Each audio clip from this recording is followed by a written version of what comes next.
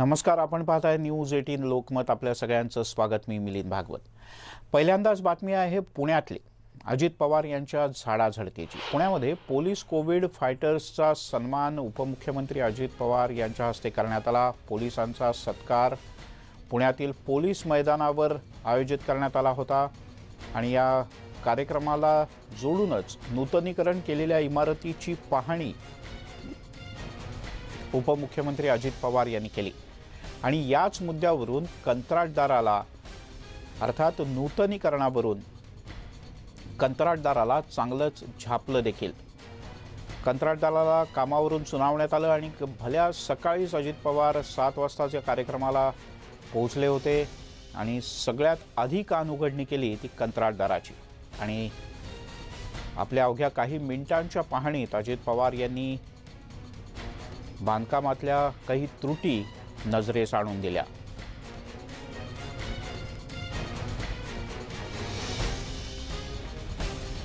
दरम्यान यावेळेला कामाची पाहणी करताना उपमुख्यमंत्री अजित पवार यांनी आपल्या नेहमीच्या शैलीत झाडाझडती घेतली.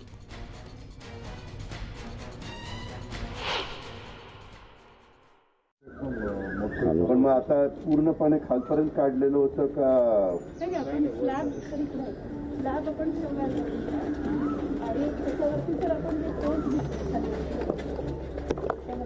हे असं काय झालं? तुझं ज्यावेळेस प्लास्टर झालं ना, तू दोरी बाळून ते बरोबर कट करायला पाहिजे होतं. तुमच्या कलर मध्ये तिला आमच्या भाषेत फॅक्टगिरी म्हणतात तसलं काम केले.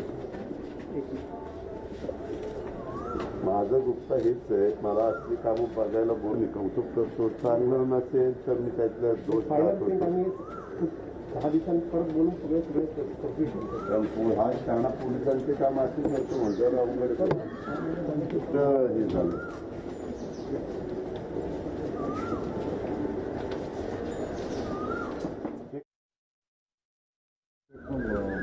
पण मग आता पूर्णपणे खालपर्यंत काढलेलं होतं का?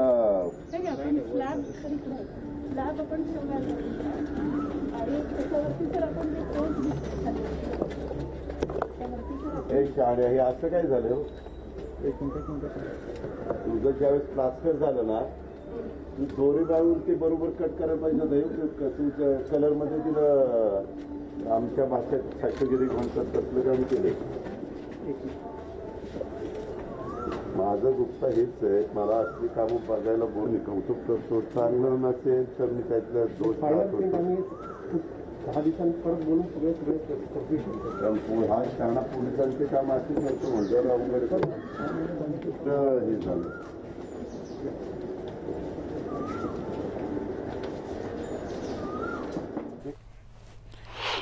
आणि थेट जाऊयात, आपले प्रतिनिधी अद्वैत मेहता आपल्यासोबत आहेत. अद्वैत, बांधकामातली छोटीशी चूक अजितदादांनी अतिशय नेमकेपणाने हेरली.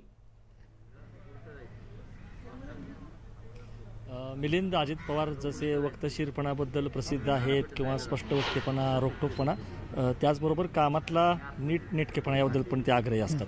त्यामुळं या कामाच्या निमित्ताने आल्या आल्या अवघ्या काही मिनिटांमध्येच त्यांनी पाहणी करताना त्रुटी दाखवून दिल्या आणि पोलीस आयुक्त गुप्ता असतील, त्यांचे सहकारी असतील किंवा ठेकेदार हे त्यांच्या या सगळ्या फैरीतून सुटले नाहीत.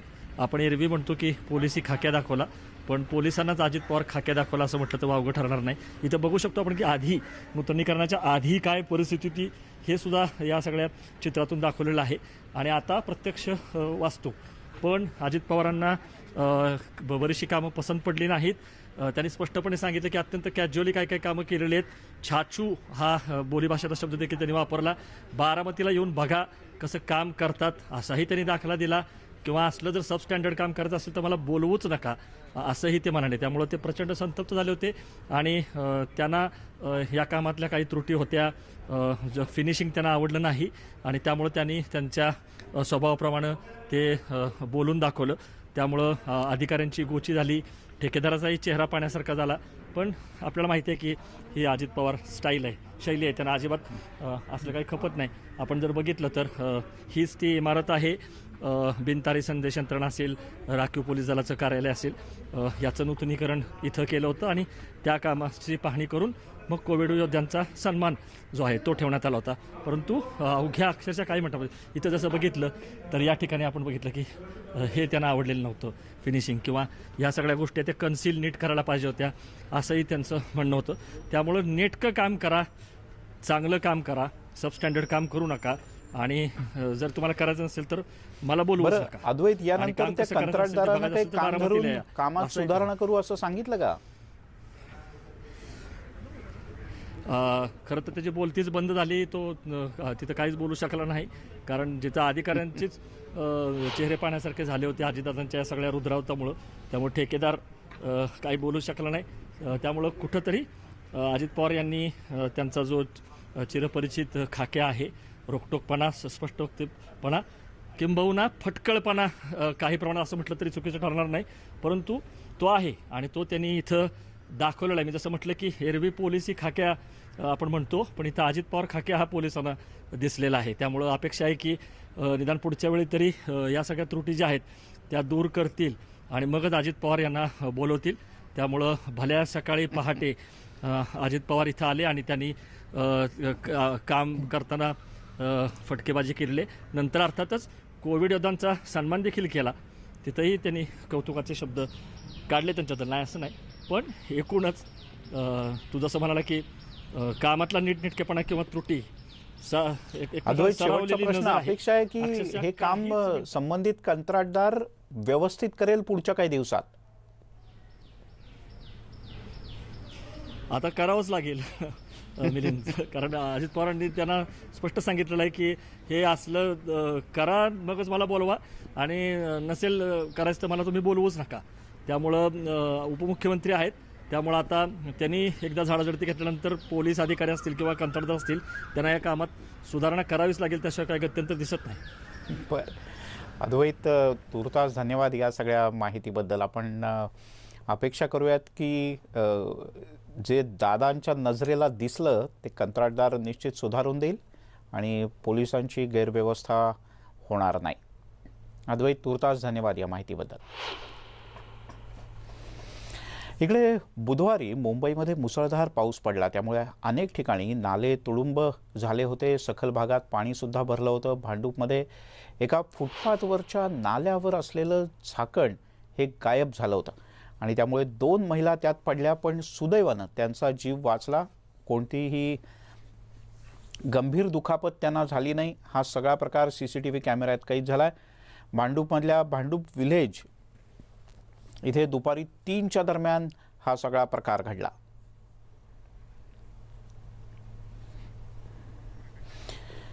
हा सगळा प्रकार न्यूज 18 लोकमत आणि मग पाठोपाठ बाकीच्याही माध्यमांनी दाखवला. मग भांडूप गाव इथल्या संतोषी माता नगरमधल्या या घटनास्थळी थेट मुंबईच्या महापौरांनी भेट दिली. या पदपथावरचं झाकण, जो नाला आहे त्या नाल्यावरचं झाकण उघडं होतं, त्यात 2 महिला पडल्या होत्या. महापौरांनी या घटनास्थळाची पाहणी केली. मुंबईतल्या सर्व उघड्या नाल्यांची दुरुस्ती करण्याचे आदेश त्यांनी दिले. तसंच यापुढे अशा घटना घडणार नाहीत या दृष्टीने प्रयत्न करणार असल्याचंही महापौरांनी सांगितलं.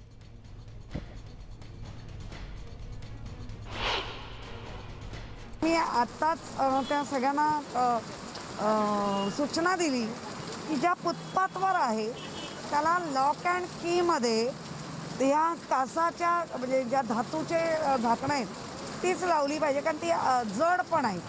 हे थोडं हलकं असल्यामुळे प्रेशरने आणि पाण्याच्या आणि हवेच्या प्रेशरने ते सटकलं, फ्रेममधून सटकलं. निकृष्ट दर्जा नाही, दर्जा चांगला, पण ते फ्रेममधून सटकल्यानंतर जे आपण म्हणतो ना कलंडलं, तसं ते कलंडलं गेलं. आणि म्हणून मी आत्ता स्वतः या गोष्टी पाहिल्या इथे येऊन. आणि जेवढे फुटपाथवर आहेत वॉटर टेबल त्या सगळ्यांना लोखंडी झाकणं लॉक अँड कीमध्ये असले पाहिजे असं आपण आता त्यांना सांगितलं. सगळ्या मुंबईत लागले पाहिजे, जिथे लोकांचा चालण्याचा हे आहे.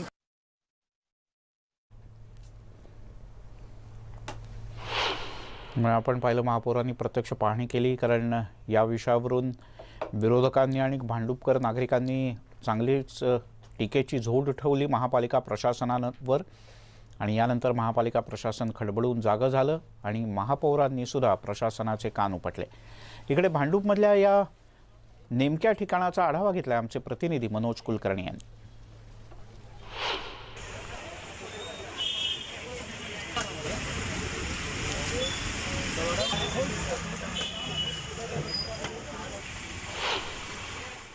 काल मुंबईत जोरदार पाऊस कोसळला आणि अनेक ठिकाणी सखल भागामध्ये पाणीसुद्धा भरलेलं होतं, परंतु यामध्ये अनेक ठिकाणी जे नाल्यावरचे मॅनहोल असतात, झडपा असतात, त्या उघड्याच असल्याचं पाहायला मिळते आणि त्यामध्ये 2 महिला ज्या त्या नाल्यात पडल्याची घटना समोर आली। भांडूप गावची ही घटना आहे। आपण आहोत आता त्याच ठिकाणी ज्या ठिकाणी ही काल घटना घडली होती। भांडूप व्हिलेज म्हणून हे गाव आहे आणि या ठिकाणी हा रस्ता आहे जो फुटपाथ आहे। या फुटपाथवर काल या ठिकाणी मोठ्या प्रमाणात पाणी भरलेलं होतं। अगदी रोडवरून फुटपाथपर्यंत ही जी पायरी दिसते या पायरीपर्यंत पाणी आलेलं होतं आणि जे या पादचारी होते ते या रस्त्याने जात असताना हे फुटलेलं जे हे होतं मॅनहोलचं झाकण होतं, त्यामुळे त्या ठिकाणी कुणाला दिसत नव्हतं आणि ज्या महिला होत्या त्या महिला इथून जात होत्या। सुरुवातीला एक महिला गेली, तिचं लक्ष नव्हतं, छत्री होती, पाऊससुद्धा पडत होता। पहिली महिला त्यामध्ये पडली, परंतु स्वतःला सावरत ही महिला बाजूला आली। त्यानंतर काही कालांतराने पुन्हा एक महिला आली, तीसुद्धा या ठिकाणी पडली होती। या ठिकाणच्या दुकानदारांनी या ठिकाणी आधीच पालिकेला कल्पनासुद्धा दिली होती, परंतु हे या ठिकाणी झडप टाकल्या गेली नव्हती। परंतु कालचा प्रकार झाल्यानंतर या ठिकाणी आता ही जी झडप आहे त्या मॅनहोलवर ठेवण्यात आलेली आहे। परंतु ही जी दुर्घटना झालेली आहे, सुदैवानं यात जीव जरी गेलेला नसला तरी या ठिकाणी मात्र पालिकेनं आधीच ही कारवाई केली असती तर त्या दोघी महिलांना किरकोळ दुखापतसुद्धा झाली नसती। आणि दरवर्षी पावसाळ्यात अशा प्रकारच्या घटना मॅनहोल उघड्या असल्यामुळे अनेकांचे जीवसुद्धा जात आहेत, परंतु पालिका मात्र अजूनही यावर हुशार होण्यास तयार नाही हे दिसते आहे। Video journalist Mohan Dubey, Manoj Kulkarni, news 18 Lokmat, Mumbai. मुंबईमध्ये उघड्या नाल्यात 2 महिला पडल्यानंतर त्यावर भारतीय जनता पक्षानं सुद्धा टिप्पणी केली। गेल्या 20 वर्षांहून जास्त कालावधी मुंबई महानगरपालिकेमध्ये शिवसेनेचं राज्य आहे। 1.5 वर्षापासून राज्यातही त्यांचंच राज्य आहे। 40,000 कोटींचं बजेट असतं, 58,000 कोटींच्या FD आहेत, पण मुंबईकर पूर्णपणे असुरक्षित असल्याचं भाजपचे प्रदेशाध्यक्ष चंद्रकांत पाटील यांनी म्हटलंय। गेले 20 वर्षापेक्षा जास्त कालावधी मुंबई महानगरपालिकेमध्ये शिवसेनेचं राज्य आहे। आता 1.5 वर्ष राज्यातही त्यांचं राज्य आहे। 40,000 कोटीचं बजेट असतं, 58,000 कोटीच्या FDs आहेत, परंतु मुंबईकर पूर्णपणे असुरक्षित आहे। म्हणजे नुसतं पाऊस आला, पाणी तुंबलं वगैरे नाही। किती जण या पावसाळ्यामध्ये जो मॅनहोल उघडा असतो त्याच्यामध्ये जातात हे आपल्याला माहिती आहे। त्यामुळे येत्या महानगरपालिकेत लोक जो काही धडा शिकवायचा तो शिकवतात। त्यामुळे भांडूपिल्ल्या नाल्यावरच्या या घटनेचा व्हिडिओ व्हायरल झाल्यानंतर भाजपचे खासदार मनोज कोटक यांनी प्रतिक्रिया दिली। मुंबई महापालिका कुंभकर्णाच्या झोपेतून जागी होणार का असा प्रश्न त्यांनी उपस्थित केला। डॉक्टर अमरापूरकर यांच्या घटनेनंतर सुद्धा महापालिका शहाणी झालेली नाही असंही त्यांनी म्हटलं।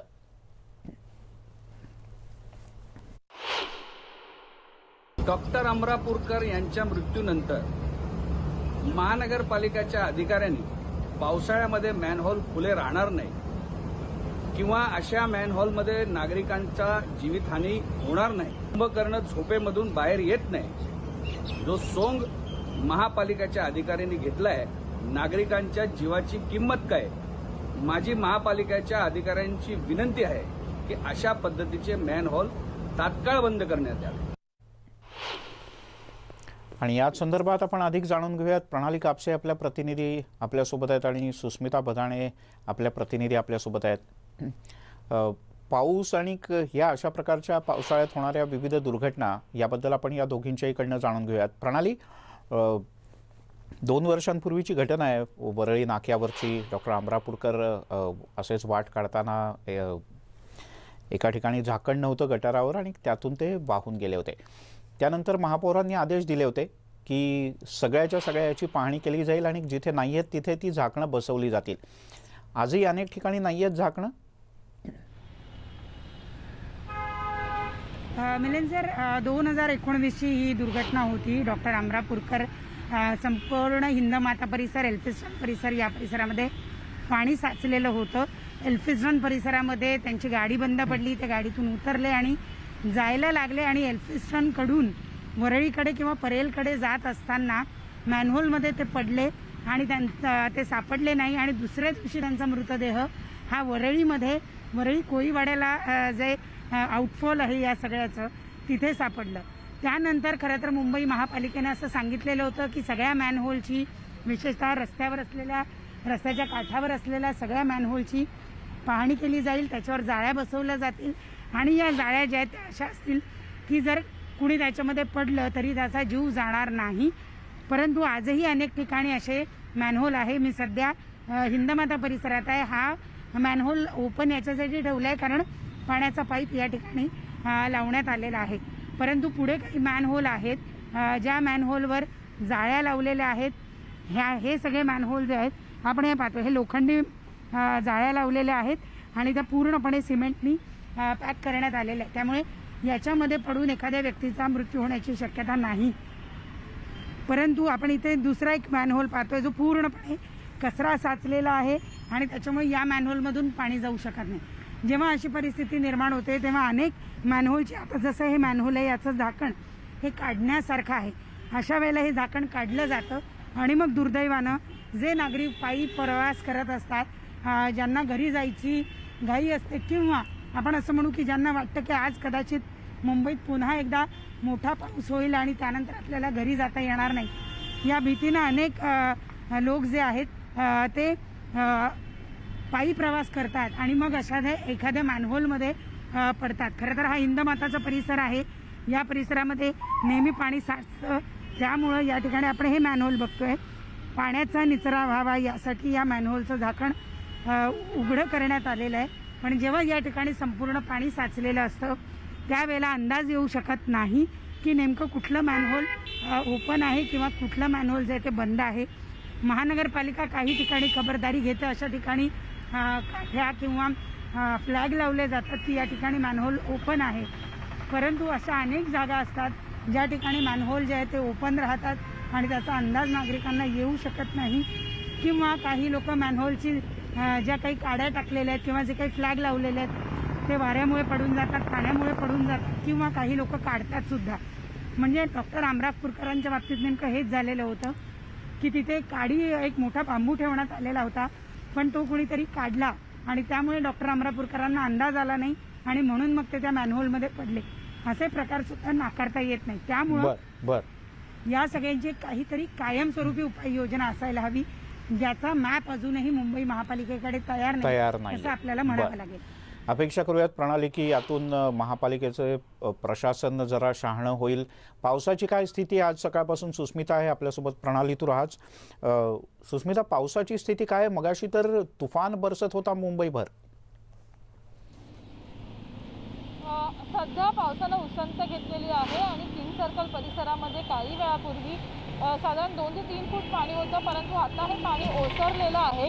रस्त्यावरचं पाणी ओसरलेलं आहे. पंप जे आहेत ते सुरू झालेले होते, त्यामुळे हे पाणी निचरा होण्यासाठी मदत झालेली आहे. आणि सगळ्यात महत्त्वाचं म्हणजे इथे जे मॅनहोल्स खुले करण्यात आलेले आहेत त्यांच्यासाठी हा जो एक फ्लॅग आहे तो सुद्धा इथे लावण्यात आलेला आहे. कालच्या भांडूपच्या घटनेनंतर तीव्र संताप व्यक्त केला जात होता आणि अशा पद्धतीने हे मॅनहोल्स जरी खुले असले तरी त्यांच्या बाजूला पालिकेचे कर्मचारी तैनात करण्यात आलेले आहेत आणि पालिकेच्या कर्मचाऱ्यांकडनं सुद्धा लोकांना लांबून जाण्याच्या सूचना दिल्या जात आहेत. दुसरीकडे आपण जर बघितलं तर ज्या जाळ्या असतात त्या जाळ्या देखील खुल्या केल्या आहेत आणि या जाळ्यांमध्ये कचरा अडकून सुद्धा अनेकदा पाण्याचा निचरा होण्यामध्ये अडथळा होत असतो. त्यामुळे आता या जाळ्या सुद्धा खुल्या केलेल्या आहेत.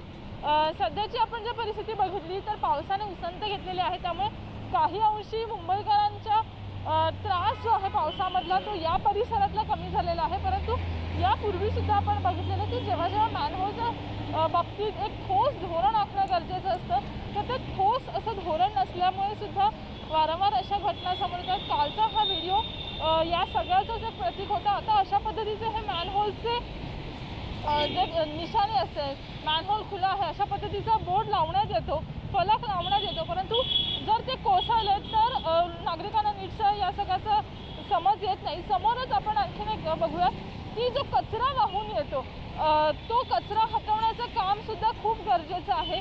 तर हा कचरा हटवण्यात येतोय आणि या कचऱ्यामुळे सुद्धा वाट अडते किंवा पाणी अडून राहतं. तर आज सकाळपासूनच आपण जर बघितलं तर किंग सर्कल परिसरामध्ये अगदी 7-7:30 वाजल्यापासूनच जे पालिकेचे कर्मचारी आहेत ते अशा पद्धतीने इथला कचरा दूर करत जेणेकरून पाणी लवकर निचरा व्हावा याच्यासाठी प्रयत्न करत होते. आणि साधारण मी जेव्हा 7-7:30च्या दरम्यान इथे आले होते त्यावेळीची स्थिती आणि आत्ताची स्थिती ही प्रचंड वेगळी आहे. पाणी ओसरलेलं आहे, परंतु अशाच पद्धतीची खबरदारीचे उपाय मुंबईतील इतर अनेक भागांमध्ये सुद्धा घेणं तितकंच गरजेचं आहे. तरच पाण्याचा निचरा योग्य पद्धतीने होऊ शकेल आणि मॅनहोलच्या बाबतीत कालपासून जी चर्चा होती त्यावरती सुद्धा उपाय मिळू शकेल. मिलिंद प्रणाली, आज सकाळपासून किती पाऊस नोंदवला गेला याची काही माहिती उपलब्ध झाली आणि आज दिवसभरात कोणत्या वेळेला भरती आहे, काय इशारा देण्यात आलाय? आज सुद्धा सबंध मुंबईभर पाऊस राहण्याची शक्यता जी आहे ती वर्तवण्यात आलेली आहे. काही ठिकाणी मुसळधार, काही ठिकाणी अतिमुसळधार पाऊस होण्याची शक्यता आहे. सकाळपासून मुंबई शहर परिसरामध्ये सगळ्यात जास्त पावसाची म्हणजे 43 mm पावसाची नोंद जी आहे ती करण्यात आलेली आहे. त्या तुलनेत पूर्व उपनगर आणि पश्चिम उपनगर याच्यामध्ये पाऊस जो आहे तो कमी झालेला आहे. शहर परिसरामध्ये जास्तीत जास्त पाऊस जो आहे तो झालेला आहे. परंतु आता मात्र हिंदमाता परिसरामध्ये सगळं पाणी जे आहे ते ओसरलेलं आहे. काही वेळापूर्वी याच ठिकाणी साधारणतः 3 ते 4 फूट पाणी जे आहे ते होतं. सलग 1.5 तास 6 वाजल्यापासून ते 7:30 वाजेपर्यंत सलग मुसळधार पाऊस या परिसरामध्ये झाल्यामुळं इथं अनेक सखल भाग जे आहेत त्याच्यामध्ये पाणी साचलेलं असतं. त्याचप्रमाणे हिंदमाता परिसरामध्ये पाणी साचलेलं होतं. वाहतूक जी आहे ती बंद करण्यात आलेली होती. खालची पुलाच्या वरून जे रॅम्प तयार करण्यात आला आहे त्यामुळे पुलाच्या वरची वाहतूक सुरू होती, परंतु खालची वाहतूक मात्र बंद होती. आता साधारणतः 15 ते 20 मिनिटं झालेली आहे. संपूर्ण पाणी ओसरलेलं आहे आणि वाहतूक सुरळीत करण्यात आलेली आहे. साधारणतः 5 वाजेच्या सुमारास आज मुंबईमध्ये भरती आहे. ही भरतीसुद्धा मोठी भरती आहे, त्याच्यामुळे मुंबईकरांनी या कालावधीमध्ये जर जास्त पाऊस होत असेल तर या काळात पाण्याचा निचरा होत नाही या गोष्टीची माहिती घेऊन मगच घराच्या बाहेर पडावं. तुर्तास पावसानं उसंत घेतलेली आहे, त्यामुळे थोडासा दिलासा मुंबईकरांना मिळाला. प्रणाली, तुर्तास धन्यवाद या सगळ्या माहितीबद्दल. हिंदमाता परिसरातून प्रणाली आपल्याला माहिती देत होती. तर सुस्मिता बदाणे आमच्या प्रतिनिधी माटुंगा किंग सर्कल परिसरातून आपल्यासोबत होत्या. सुस्मिता, तुझेही धन्यवाद. यासोबतच बुलेटिनमध्ये घेऊयात एक छोटासा ब्रेकनंतर अन्य काही महत्त्वाच्या बातम्या पाहत राहा न्यूज 18 लोकमत.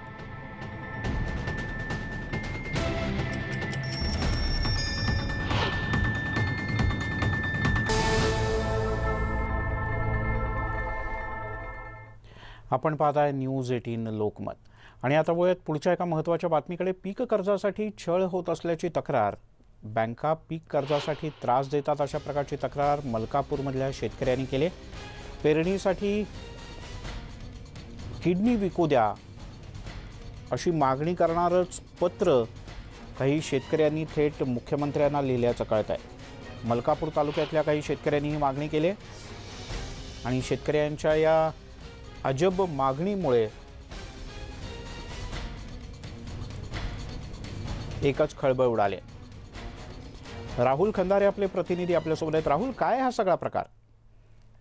सर, बुलढाणा जिल्ह्यामध्ये जर का आपण बघितलं तर शेतकरी आसवानी असेल, सुलतानी असेल या दोन्ही संकटाने मोठ्या प्रमाणात या ठिकाणी हताश झालेला आहे. आता पेरणी पावसाचे दिवस आहेत, त्यानंतरही शेतकऱ्यांकडे आता कुठल्याही प्रकारचा जे आर्थिक जे सोर्स आहे तो शेतकऱ्यांकडे उरलेला नाहीये.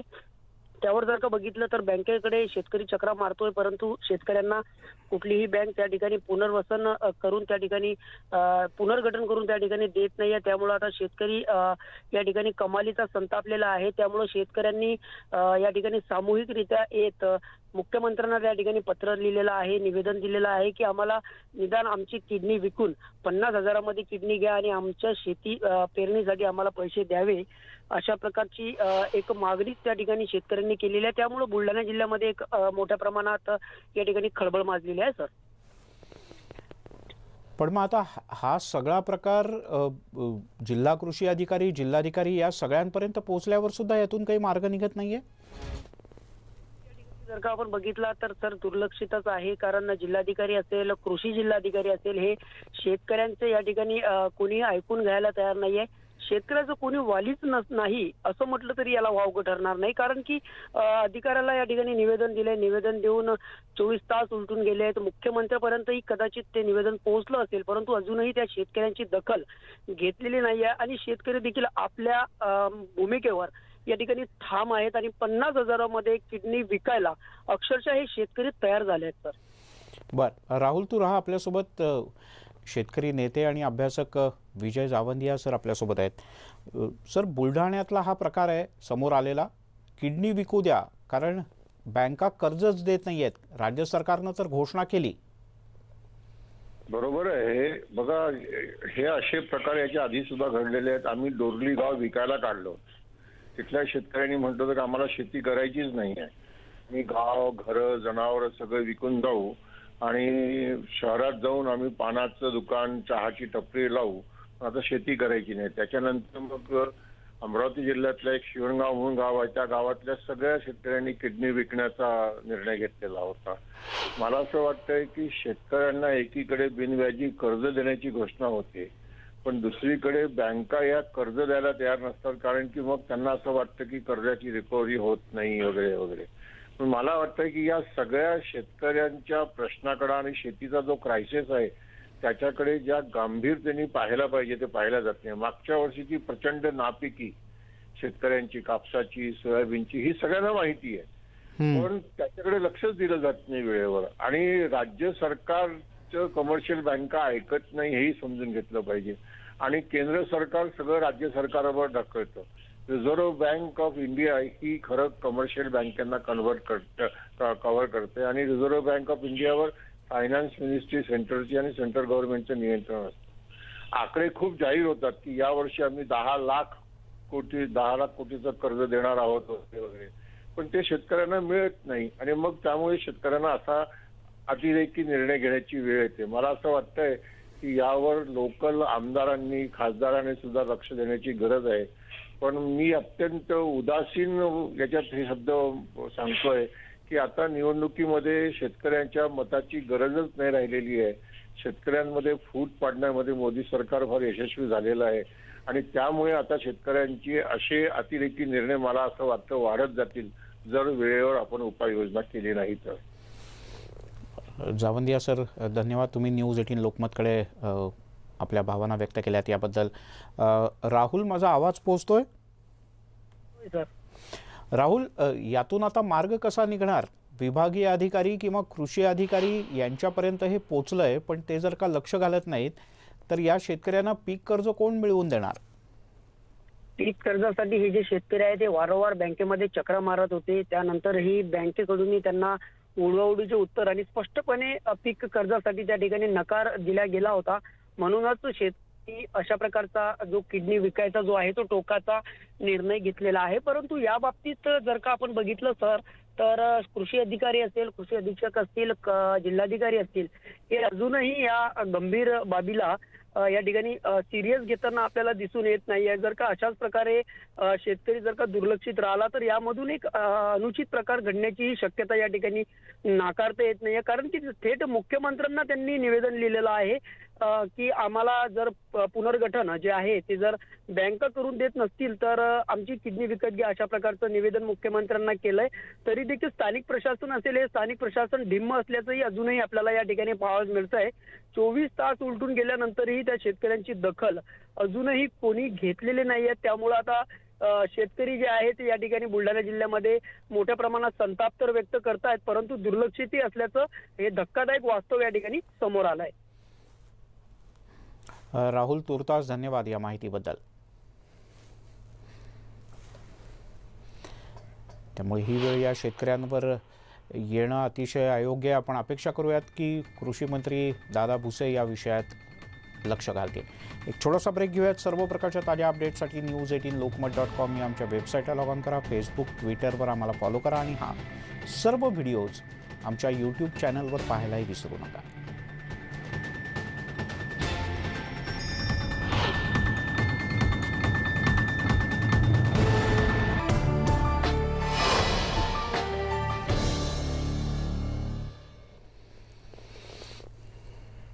आपण पाहताय न्यूज 18 लोकमत.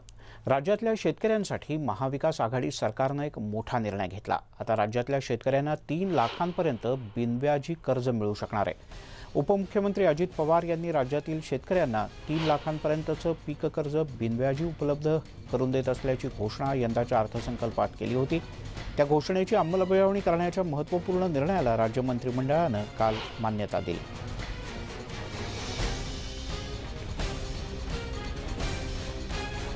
यातले काही महत्त्वाच्या मुद्द्यांवर नजर टाकूया. डॉक्टर पंजाबराव देशमुख व्याज सवलत योजना असं या योजनेचं नाव आहे. 1991 पासून व्याज सवलत योजना लागू आहे.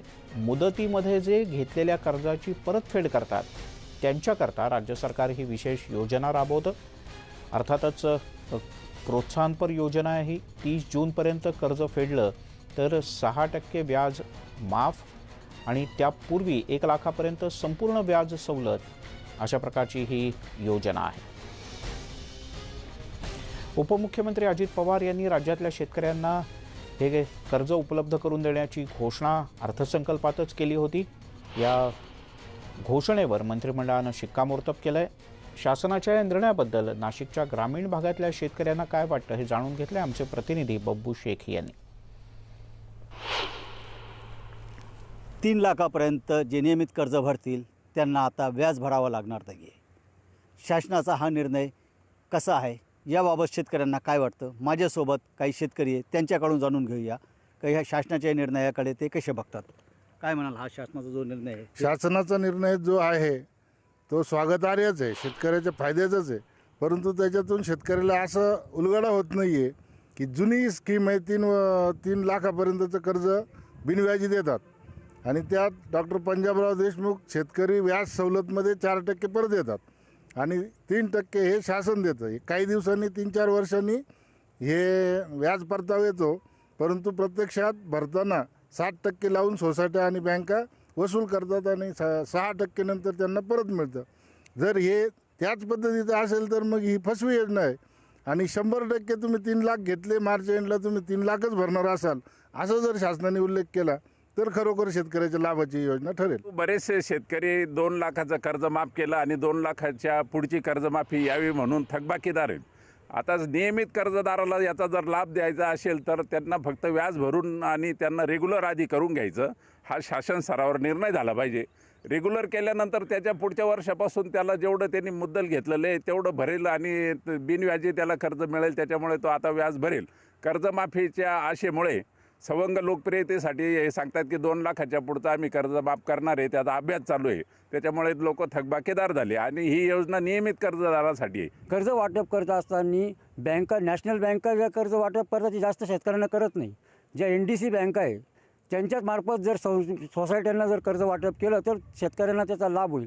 परंतु माझं म्हणणं असं आहे की तुम्ही जेव्हा व्याज माफी करताना ज्यावेळेस शेतकरी तो नियमित कर्ज भरतो त्याच वेळेस त्याला ते डिबिट दिलं पाहिजे. डिबिट दिलं तर त्याला ते भरायची ही होईल, पण त्याला जर दुसरीकडून पैसे आणून भरायचे आणि 3-3, 4-4 वर्ष जे पंजाबराव कृषी विद्यापीठाचं जे व्याज माफीचं येतं ते 3-3, 4-4 वर्ष ते येतच नाही. आणि ते पण NDC बँके आता 16मध्ये जेव्हा नोटबंदी झाली तेव्हापासून कोणत्याही शेतकऱ्याला कर्जमाफीचे जे व्याज असेल किंवा इतर जे असेल ते रोख स्वरूपात भेटलेलं नाही, अजून त्यांच्या अकाउंटवर सुद्धा ट्रान्सफर केलेलं आहे. बँका कर्ज देऊ नाही राहिला. NDC बँकेची परिस्थिती खूप भयानक झालेली आहे. मागच्या वर्षी ज्यांनी कर्ज घेतलं नाही त्यांना ह्या चालू हंगामामध्ये बँक कर्जच देऊ नाही राहिली आणि सोसायटी त्याच्यामुळं अनिष्ट जाफत येऊ राहिल्या. मग हा शासनाचा जो निर्णय हा फायदेशीर आहे का? मग बिनव्याजी कर्ज देणार आहे तो निर्णय स्वागतार्थच आहे. बब्बू शेख, न्यूज 18 लोकमत, मनमाड. तिकडे राज्य सरकारनं घेतलेल्या निर्णयाचं भुसावळमधल्या शेतकऱ्यांनी स्वागत केलंय. भुसावळमधल्या शेतकऱ्यांशी बातचीत केली आमचे प्रतिनिधी इम्तियाज अहमद यांनी.